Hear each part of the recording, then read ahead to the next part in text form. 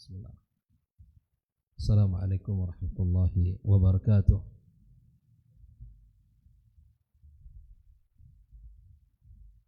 Alhamdulillahi rabbil alamin.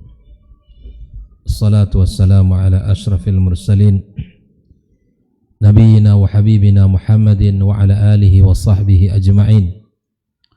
Asyhadu an la ilaha illallah wahdahu la syarika lah wa asyhadu anna Muhammadan abduhu wa rasuluh ballagha ar-risalah wa adda al-amanah wa nasaha al-ummah wa jahada fillahi haqqa jihadih fa salawatu rabbih wa salamu alayhi. Qala ta'ala ya ayyuhalladzina amanu ittaqullaha haqqa tuqatih wa la tamutunna illa wa antum muslimun. Amma ba'd, ma'asyiral muslimin wal muslimat, al hadirin wal hadirat, bapak-bapak, ibu-ibu, saudara-saudari, jamaah salat maghrib dan isya Masjid Darul Ihsan rahimakumullah. Alhamdulillah, segala puji dan syukur milik Allah Subhanahu wa taala yang telah melimpahkan kepada kita kenikmatan dan karunia-Nya yang sangat banyak. Di antaranya yang kita rasakan hari ini adalah di mana Allah mudahkan kita duduk dalam majelis ini, belajar agamanya, yang mudah-mudahan Allah Subhanahu wa taala berikan kepada kita kemampuan dan kemudahan untuk mengamalkannya.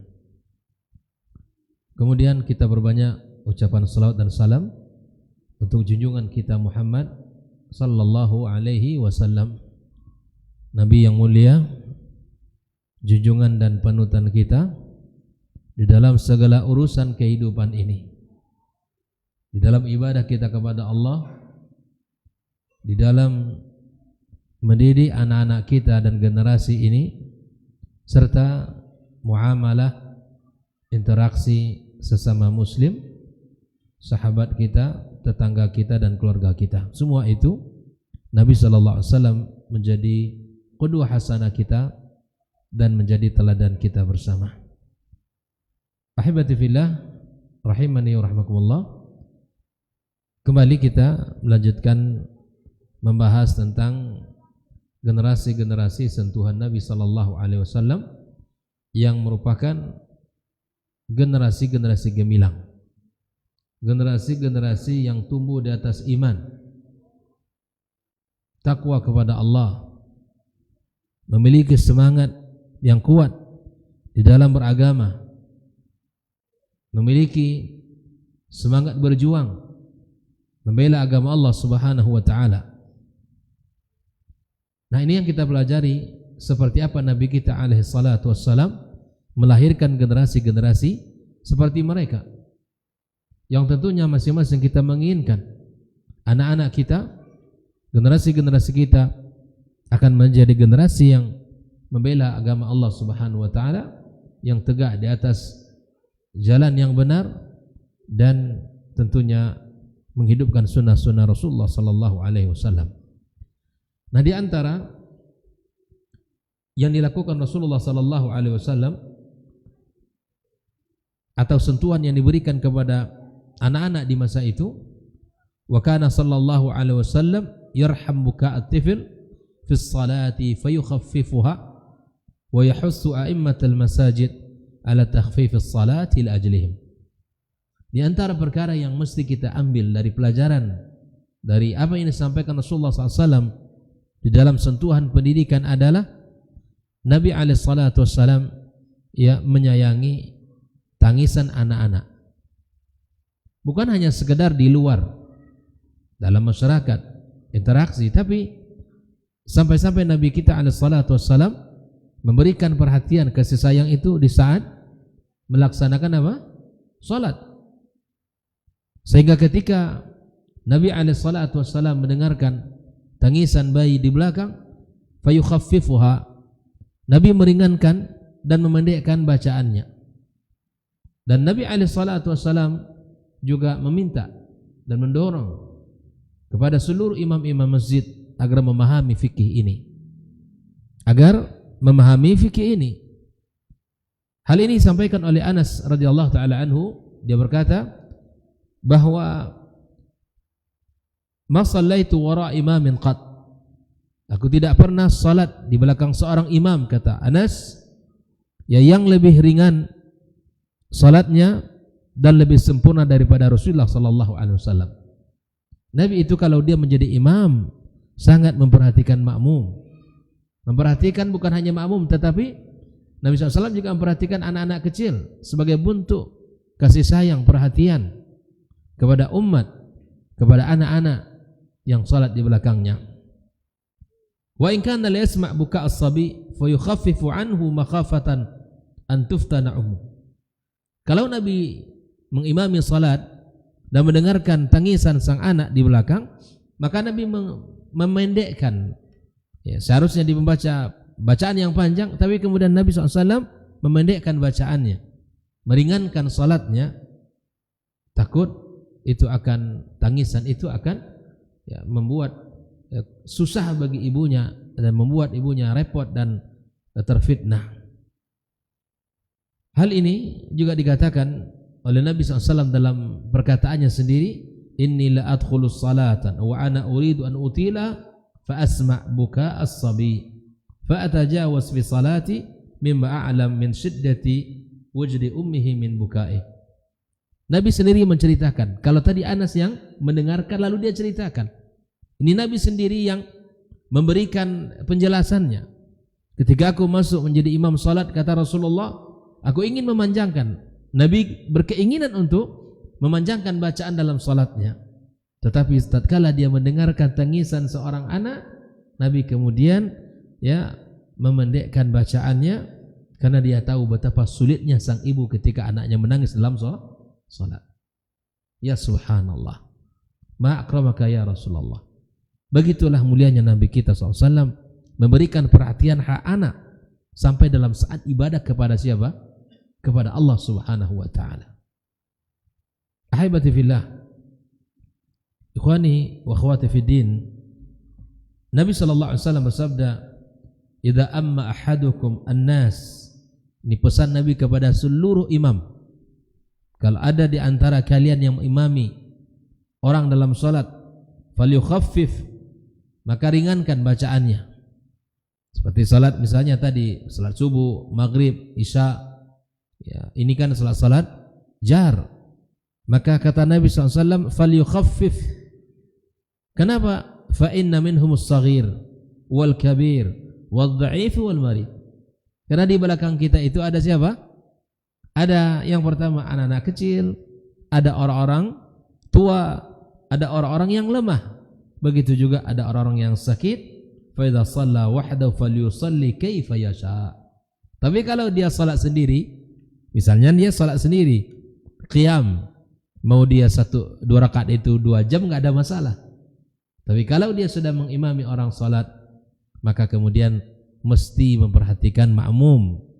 Karena di belakang itu kata Rasulullah, ada orang-orang yang lemah, ada orang-orang yang sakit, ada orang-orang yang tua, dan bahkan ada orang-orang yang kecil. Oleh karenanya, inilah pesan-pesan berharga dari Nabi kita alaihi salatu wassalam untuk kita menjadi seorang imam.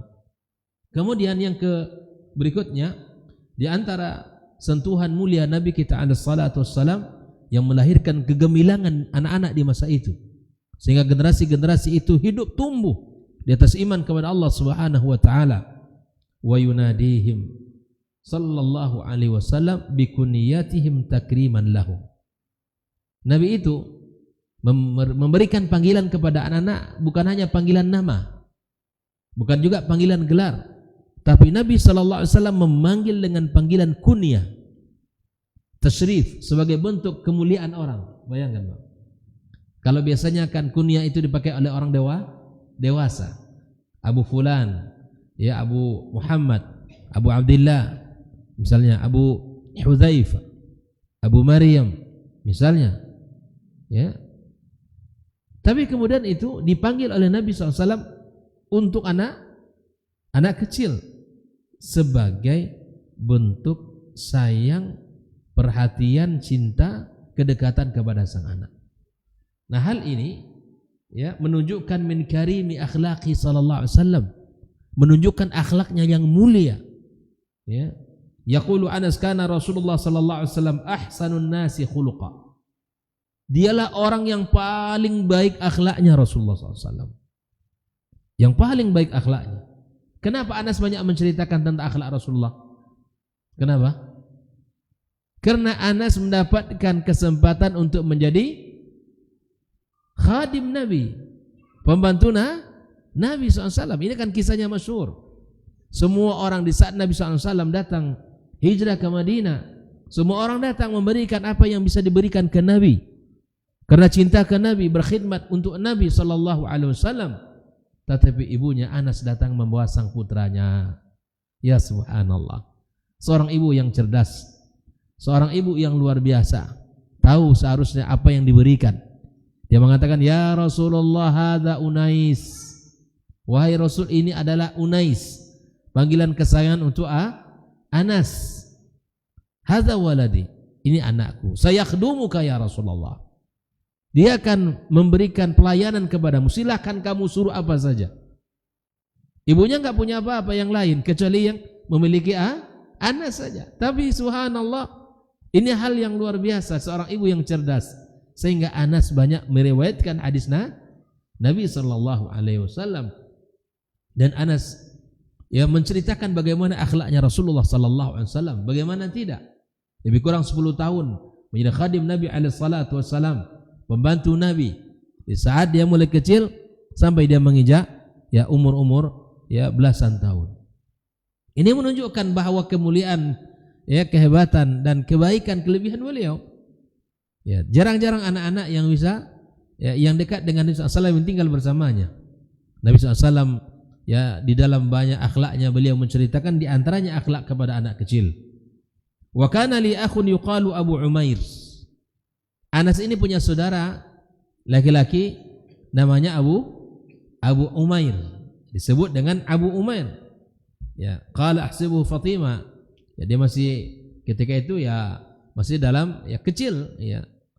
Dalam ya usia kanak-kanak. Wa kana idza ja'a an-nabi qala ya Aba Umair. Nabi kalau datang ke rumahnya Anas, maka dia mengatakan ya Aba Umair.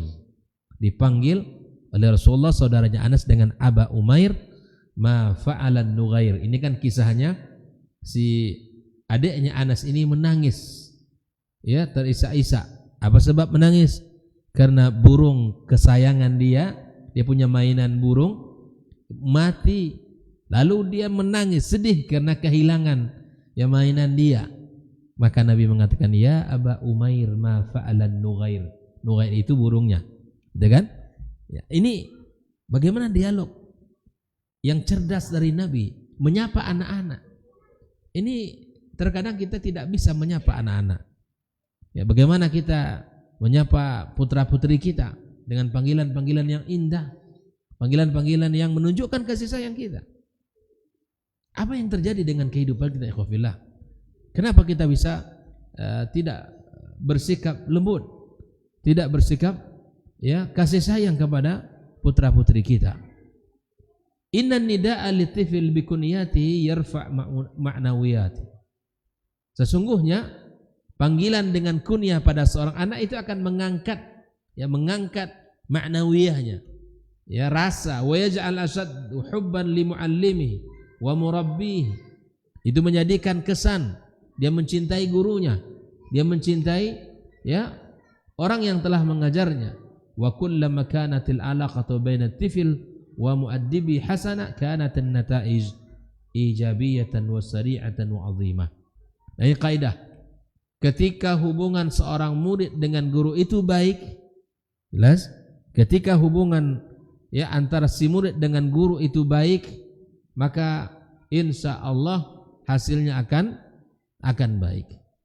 Dia akan melahirkan kebaikan-kebaikan di luar yang diharapkan. Artinya bahwa kebaikan-kebaikan itu akan melebihi dari apa yang telah dilakukan oleh sang guru.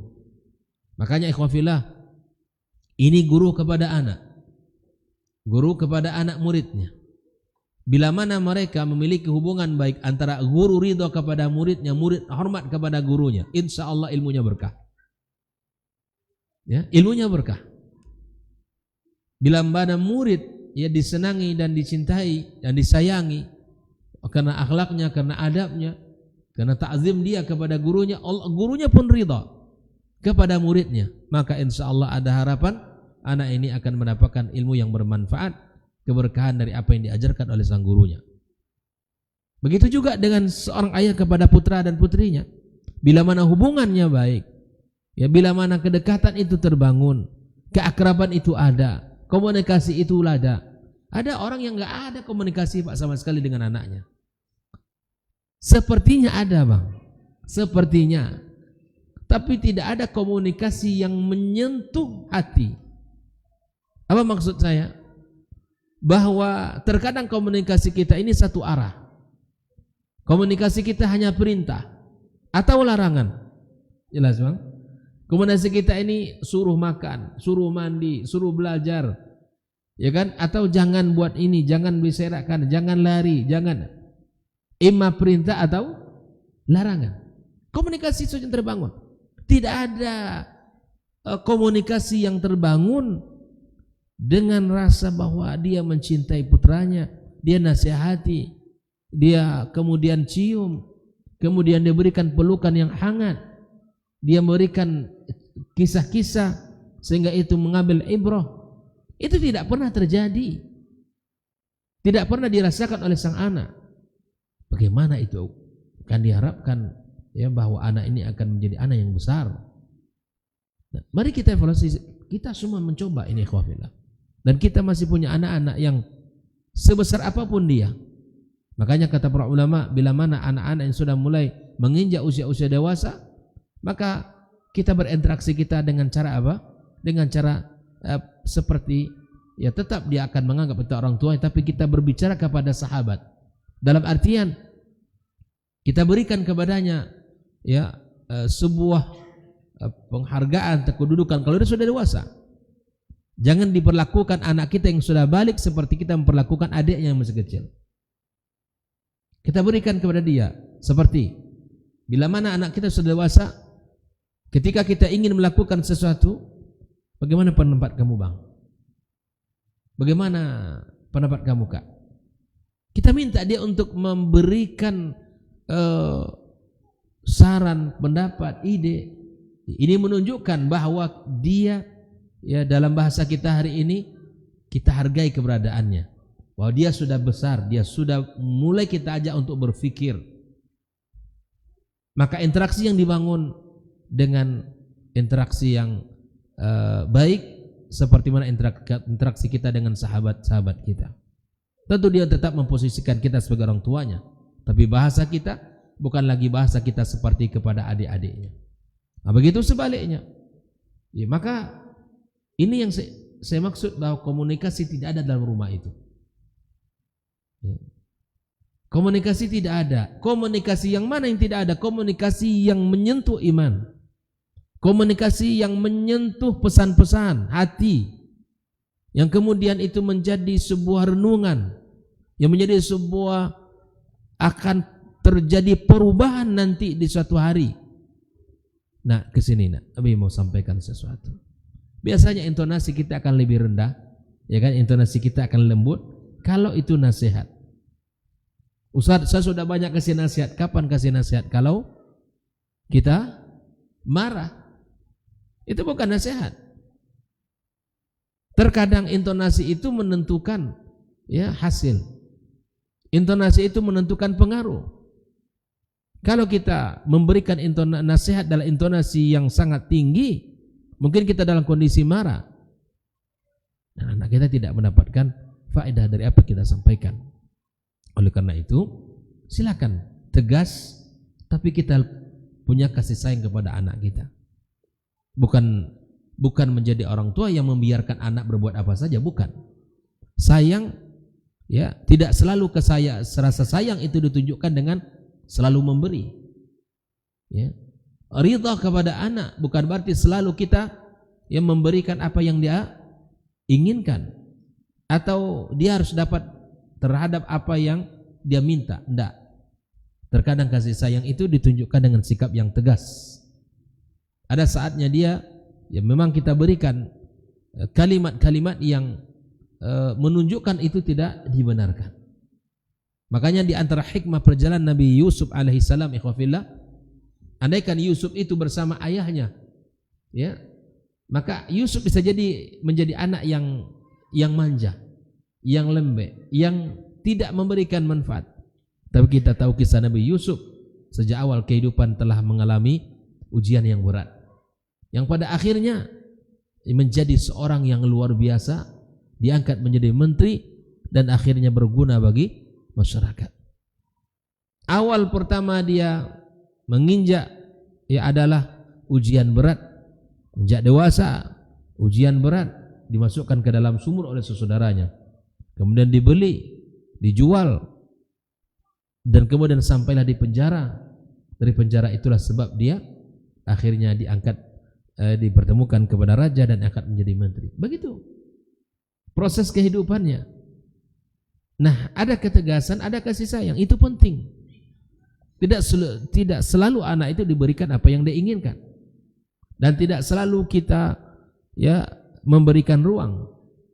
Ada saatnya dia harus kita tolak, ada saatnya juga harus kita berikan apa yang dia inginkan. Nah, ini tentu perlu ilmu bagi kita bersama, ikhwafillah. Taib. Di antara hal yang dilakukan Rasulullah sallallahu alaihi wasallam, di samping dia memanggil kunyah kepada anak-anak, wa yuhsinun nida sallallahu alaihi wasallam lis-sighari hatta minal khadam. Bukan hanya anak-anak secara umum, tapi sampai Nabi SAW memanggil dengan panggilan yang baik sampai untuk para pembantu, khadim. Nabi tidak hanya memanggil anak-anak sahabat secara umum dengan panggilan yang baik, tapi Nabi memanggil dengan panggilan yang baik sampai untuk orang yang membantunya.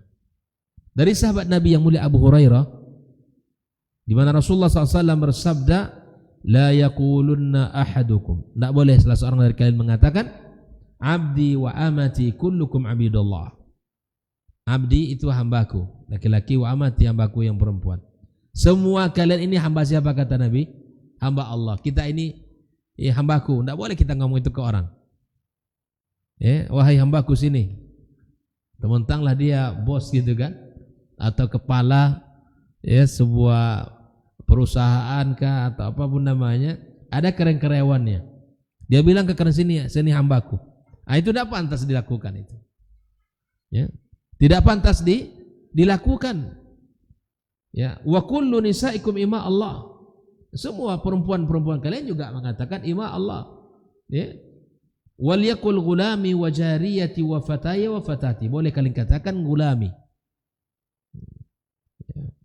anak mudaku, wa jariyati, pembantuku, kemudian wa fataya, ini pemudaku, wa fatati, pemudiku. Dan tidak dipanggil dengan hambaku. Nah, untuk seorang pembantu saja Nabi berkata seperti itu. Ini menunjukkan, ikhwan, lisan yang muncul dari lisan kita ini menunjukkan karakter kita. Maka Nabi SAW, Nabi yang mulia, memiliki akhlak yang agung, tidaklah keluar dari lisan yang kecuali yang baik-baik. Dan lisan ini akan memiliki amanah besar, pertanggungjawaban yang besar dari Allah Subhanahu wa taala. Bahkan Nabi sampai mengatakan, yang menjamin lisannya, aku jamin baginya surga. Surga. Nah, oleh karena itu, ikhwafillah, tirulah Nabi kita SAW di dalam memanggil orang-orang, khususnya orang-orang yang mungkin lemah dari kita atau sulit dari kita, orang mungkin jauh secara stratanya atau satu sosial dari kita, panggil, tetap dimuliakan orang. Orang pasti tetap ingin dipanggil, dihormati, dimuliakan, walaupun dalam kondisinya dalam keadaan yang di bawah dari dia. Dia tetap panggil dengan panggilan yang baik. Ini pelajaran mahal juga. Panggillah orang dengan panggilan yang indah. Sebutlah namanya. Bukan kita panggil dengan panggilan tidak ia sukai. Nah, oleh karenanya Apalagi seorang memanggil wahai hambaku. Kan tidak enak kali itu, Bang. Tidak ada hambaku lagi. Wahai hambaku. Tidak ada lagi hambaku di sini. Oleh karenanya, perhatikan apa yang dikatakan Rasulullah sallallahu alaihi wasallam. Lau ya'malun nas bihadzal adab la irtahat al-bashariyah. Fa kullun 'abidullah wa kullu nisa'ina ima Allah, walakin al-hamqa la yafhamun. Semua kita adalah hamba Allah. Tidak ada yang hebat, tidak ada yang semua kita hamba Allah. Yang menjadikan kita ini mulia di sisinya bukan karena tampang kita, bukan karena kedudukan kita, bukan karena harta kita, tapi yang menentukan kemuliaan kita di sisi Allah adalah ketakwaan kita, keimanan kita kepadanya. Walaupun kita berkulit hitam misalnya, tidak seperti dia berkulit putih gagah. Walaupun kita mungkin kurus, tidak seperti dia yang badannya sehat. Tapi yang membuat kita ini mulia adalah ketakwaan kita. Dan Nabi telah tunjukkan itu kepada kita dalam banyak hadisnya sallallahu alaihi wasallam. Akhlak yang luar biasa. Oleh karenanya, ini kita latih lisan kita untuk memanggil dengan panggilan yang baik kepada siapapun, kepada putra-putrinya, dan kepada anak-anak orang lain juga kita panggil dengan panggilan yang baik. Baik. Nah, ada satu kejadian yang juga ini menunjukkan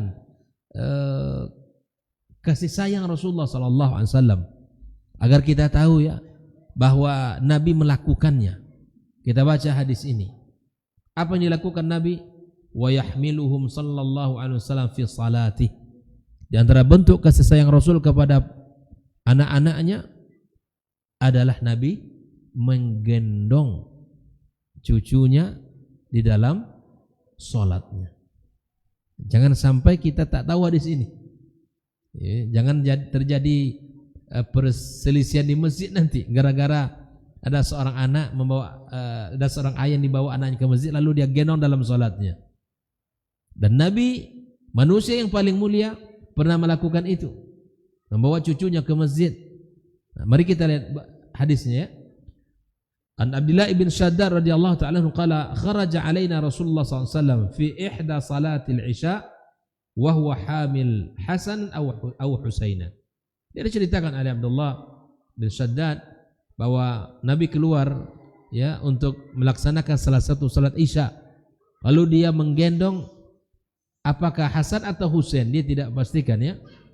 Fataqaddama Rasulullah sallallahu alaihi wasallam fawada'ahu. Nabi berdiri menjadi imam di depan, lalu diletakkan cucunya, letakkan dulu di samping. Thumma kabbara as-salat, kabbara lis-salati. Kemudian dia bertakbir untuk memulai salat. Fasalla fasajada baina dhahranai salati sajdatan atalaha.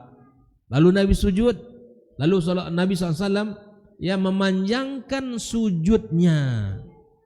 Nabi sujud lalu memanjangkan sujudnya. Ya.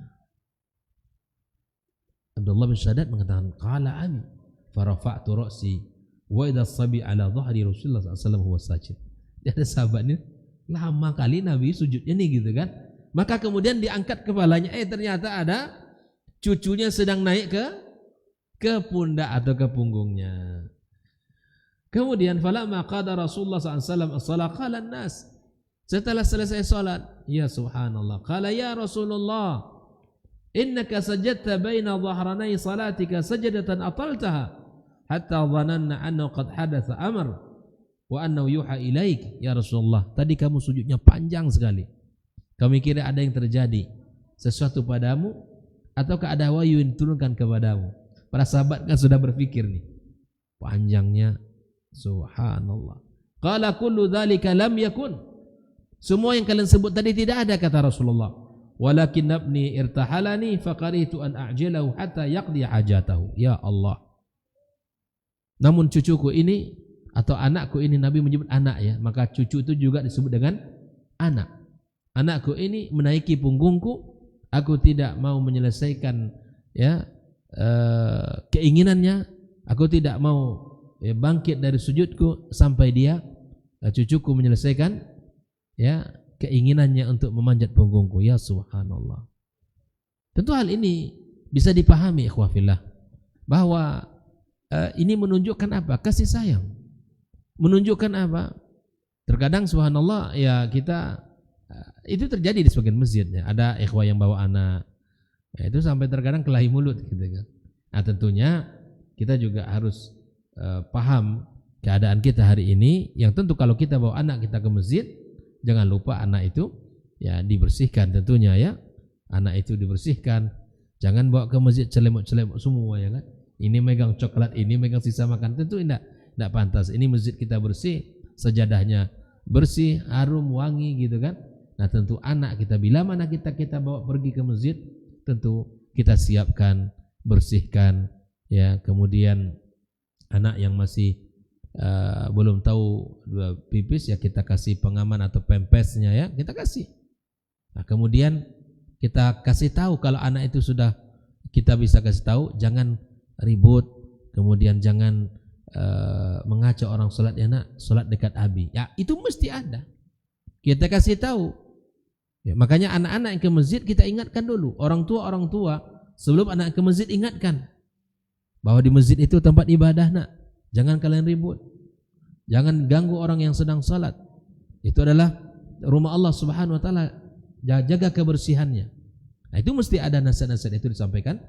Maka di sini ternyata Nabi melamakan, memanjangkan rukunya karena cucunya naik ke punggungnya. Naam. Abi Qatadah Al-Ansari anna Rasulullah SAW kana yusalli wa hamil li Umamah binti Zainab. Kalau yang kisah Abdullah bin Shaddad tadi adalah Hasan atau Husain.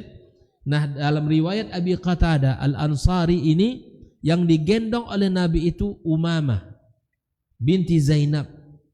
Ya, binti Rasulullah sallallahu alaihi wasallam, anak Zainab.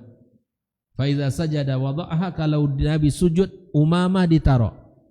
Fa iza qama hamalaha, kalau dia salat maka kemudian dia menggendongnya. Itu terjadi dan Nabi lakukan itu. Andaikan misalnya nih imam kita di sini masjid ini digendongnya anaknya, kemudian sholat dia, anaknya digendongnya, boleh apa tidak? Kok ketahuan? Ya boleh, secara hukumnya boleh gitu ya, boleh, secara hukum boleh. Nabi melakukan itu ya. Tapi tentu kita lihat bila mana itu akan mengganggunya, kemudian tidak membuat dia tenang, nah tentu akan lain ceritanya. Lihat keadaannya. Kalau hukumnya boleh saja, karena Nabi melakukan itu. Ya, Umamah sedang sholat digendongnya. Kalau dia sujud ditaruhnya, ya kan? Kalau dia berdiri dipegangnya. Nah, subhanallah, itu dilakukan Rasulullah. Bahkan Nabi ketika khutbah, ya bang, ketika khutbah nih, maka lewatlah siapa? Hasan dan Husain, memakai baju agak kemerah-merahan. Lalu apa yang Nabi lakukan? Turun dia ke mimbar, digendongnya kedua cucunya, langsung dia berkhutbah. Kalau dibuat dia awak macam ini kan kacau jadi satu. Ya kan? Mungkin kalau ada khatib gitu ya, yang seperti itu, nampak cucu di bawah digendongnya. Ini khatib apa pula nih gitu kan. Dan itu terjadi. Nabi SAW mengatakan bahwa sesungguhnya anak itu adalah ya fitnah. Nabi SAW menyebutkan firman Allah Subhanahu wa ta'ala. Nah itu dilakukan dan itu pernah terjadi, menunjukkan bahwa Nabi SAW kasih sayang yang luar biasa kepada anak-anak ini. Maka sentuhan-sentuhan ini yang perlu. Kalau ada di antara kita ini yang menjadi guru, maka jadilah guru yang lembut dan tegas, ya, yang disiplin. Begitu juga dengan orang tua, jadilah orang tua yang lembut dan tegas, ya, tidak membuat anak ini, ya, sekali saya katakan bahwa tidaklah lemah lembut itu atau sikap tegas kita kepada putra putri kita menunjukkan tidak sayangnya kita kepada mereka. Justru terkadang diperlukan ketegasan, ya. Terkadang kita memang, ya, kita berikan apa yang diinginkan, tapi kita harus tahu kapan kita harus memberi dan kapan kita harus tidak memberi. Nah, tentu kita yang mengaturnya, kita yang tahu keadaannya. Oleh karena ya ikhwafillah, jangan kita berlaku kasar kepada putra-putrinya dan kepada anak dan keturunannya. Ya. Bahkan subhanallah, dalam hukum memberikan dalam hukum Islam, kapan kita membolehkan hukuman fisik itu di usia 10 tahun. Usia 10 tahun. Ya, itu tidak boleh kita memberikan hukuman pukulan, ya, kecuali di usia 10 tahun ke atas. Kalau anak-anak kita melakukan kesalahan di usia-usia itu, ya dengan ta'bis, kemudian dengan wajah kita sedikit bermuka, berubah wajah kita menunjukkan kita tidak ridha dengan dia buat. Kemudian az-zajar, ya, dengan kalimat-kalimat yang menunjukkan ketegasan kita tidak ridha dengan itu. Berbagai cara Nabi SAW mengajarkan kita untuk memberikan hukuman itu. Tidak hanya pukulan. Makanya subhanallah, perhatikan kesalahan yang dibuat anak. Kesalahan yang dibuat anak itu tidak terlepas dari 3 hal ini. Pertama, kesalahan yang dilakukan oleh anak di mana dia belum faham itu salah. Artinya ini ilmunya belum dapat dia. Kesalahan dilakukan anak tidak terlepas dari 3 keadaan ini. Yang pertama apa? Kesalahan yang dilakukan oleh anak, ya, ketika anak itu belum faham. Dia tidak tahu kalau itu tidak boleh. Dia tidak tahu kalau itu harus seperti itu melakukan. Enggak tahu dia. Maka dalam bab ini tidak boleh dihukum. Tidak boleh dihukum. Anak melakukan kesalahan karena ketidaktahuan dia, maka kalau kita hukum, kita zalim. Maka jalannya apa? Kita ajarkan, kita sampaikan, sehingga Nabi SAW melakukan itu kepada, ya, dulu anak-anak sahabat dikasih tahu, sehingga Nabi SAW memberikan banyak ilmu kepada anak-anak sahabat, mengajarkan azan di masjid, mengajarkan surat yang paling mulia dalam Al-Quranul Karim, diajarkan. Baik. Yang kedua apa? Anak melakukan kesalahan dikarenakan dia belum begitu faham, dia sudah tahu tapi tidak maksimal ilmu pengetahuannya. Ini juga masih perlu untuk diajarkan dan diingatkan. Kamu sudah tahu belum nak cara wuduk dan salat? Sudah, Bi. Coba wuduk. Nah, wuduk 1 hari kita nampak acak-acakan. Kita kasih tahu lah. Kamu sudah tahu bagaimana cara berwuduk? Sudah, coba berwuduk yang benar. Kalau yang tadi itu belum. Begitu. Jadi ada tahapannya. Kalau kesalahan dilakukan dikarenakan dia belum begitu maksimal memahaminya, belum begitu bagus dia di dalam melaksanakannya, maka berikan ilmu sehingga dia paham atau perbaiki kesalahannya itu. Nah, yang ketiga baru kesalahan yang dilakukan dikarenakan memang sengaja. Ya, sengaja dia sudah tahu bagaimana seharusnya, ya kan? Sebagaimana semestinya, tapi tetap dilakukan olehnya. Nah, ini berat, ya, bahwa ini harus diberikan, kalau bahasanya anak-anak yang pembangkang. Dia sudah tahu tidak boleh dikerjakan tapi tetap dikerjakan, dan dia tahu itu kalau dikerjakan Nabi nggak suka gitu, tapi dikerjakan juga dengan sengaja dia kerjakan. Maka di sini ada beberapa poin, ya, banyak cara. Pertama, ya, kita berikan teguran dengan teguran yang bagus, ya, dengan bahasa-bahasa yang bagus, sampai nanti kita memberikan hukuman yang lebih daripada sekedar itu. Nah, ini ahibati fillah. Jadi Nabi SAW menggendong apa tadi? Ada 2, Hasan atau Husain, dan juga menggendong Umamah binti Zainab. Digendongnya ketika dia salat, ya, ruku, kemudian diletakkan, kemudian digendong. Begitu, ya. Subhanallah. Naam. Yang berikutnya, di antara sentuhan Nabi alaihi salatu wassalam kepada putra-putra, kepada generasi di zaman itu, wa ya'mur sallallahu alaihi wasallam bitalqini tifil kalimat at-tauhid. Kalimat tauhid ini kan kalimat yang agung. ya kalimat. Bila mana kita membaca kalimat tauhid ini, maka syaitan tidak akan mampu untuk menggoda kita. Bahkan dia yang mengasih tahu bahwa kalimat ini kalimat yang sangat tidak tahan oleh mereka. Maka perbanyak kalimat tauhid ini. Mengucapkan kalimat la ilaha illallah. Ucapkan kalimat itu. Dia telah berjanji di hadapan Allah untuk menyesatkan kita. Tapi dia menyerah kepada orang yang mengucapkan kalimat la ilaha illallah. Dia tidak sanggup. Dia tidak sanggup. Kalimat ini kalimat yang agung, ikhwan. Maka oleh karena itu Nabi SAW mengatakan kunna ma'an Nabi Jundub bin Abdillah al-Bajali wa nahnu fityanun hazawiratun fata'alamna al-iman qabla an nata'allam al-Quran. Kami pemuda-pemuda yang sebaya, kata Jundub, kemudian kami belajar iman sebelum kami belajar Al-Quran, ya. Kemudian thumma ta'allamna al-Quran fazadna bihi imana. Nah, setelah kami belajar iman, kemudian kami belajar Al-Quran. Setiap Al-Quran kami pelajari, maka bertambahlah iman kami. Maksudnya apa hadis ini? Bahwa ini khususnya anak-anak yang mengikuti program-program tahfidz, ya, maka bukan sekedar target yang harus diperhatikan, bukan sekedar capaian yang mesti dikejar.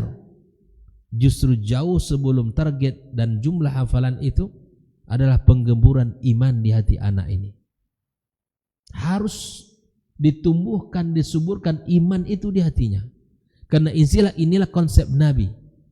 Anak-anak muda di zaman itu diajarkan oleh Nabi Al-Quran, dan tapi sebelum Al-Quran diajarkan, mereka belajar iman terlebih dahulu. Karena kalau imannya bertambah, ya, maka kalau dia imannya sudah disiapkan, lalu dia belajar Al-Quran, maka kemudian akan bertambahlah iman. Jadi silakan buat target, buat pencapaian, tapi jangan sampai gersang hati anak-anak kita. Mesti ada tazkiyatun nufusnya. Mesti diingatkan dengan iman, digemburkan dengan iman kepada Allah Azza wa Jalla. Itu maksud hadis ini. Jelas ya? Jelas. Bukan berarti tidak mempelajari iman, tapi sangat diperhatikan iman itu. Bukan angka, jumlah, juz, ayat, bukan itu. Tapi yang kita inginkan setiap huruf yang dibaca menimbulkan rasa takut kepada Allah Azza wa Jalla. Setiap ayat-ayat yang dibaca menghadirkan pengagungan kepada Allah Azza wa Jalla. Baik. Jadi Nabi SAW menyuruh kita untuk mentalkinkan kalimat la ilaha illallah kepada anak-anak kita. Walau arafta anazama kalimat tauhid la ilaha illallah la alzamta nafsaka biha wa la amarta bainak wa bitardidiha. Bahwa kalimat ini kalimat agung. Siapapun yang memiliki keinginan untuk mengusir syaitan, meringankan beban tanggung jawab masalah-masalah yang ada dalam diri dan keluarga, maka bacalah selalu kalimat la ilaha illallah ini. Semoga Allah SWT kokohkan kita dan Allah jadikan kita termasuk orang-orang yang berzikir kepada Allah Azza wa Jalla, yang selalu menggerakkan lisannya mengatakan kalimat la ilaha illallah, ya subhanallah, alhamdulillah dan lain sebagainya, karena kalimat itu kalimat yang sangat mulia. Jazakumullah khairan. Terima kasih atas segala perhatiannya. Semoga Allah SWT kumpulkan kita di surganya, sebagaimana Allah kumpulkan kita di tempat yang mulia ini. Wassallallahu ala nabiyyina wa habibina Muhammadin wa ala alihi washabihi ajmain. Assalamualaikum warahmatullahi wabarakatuh.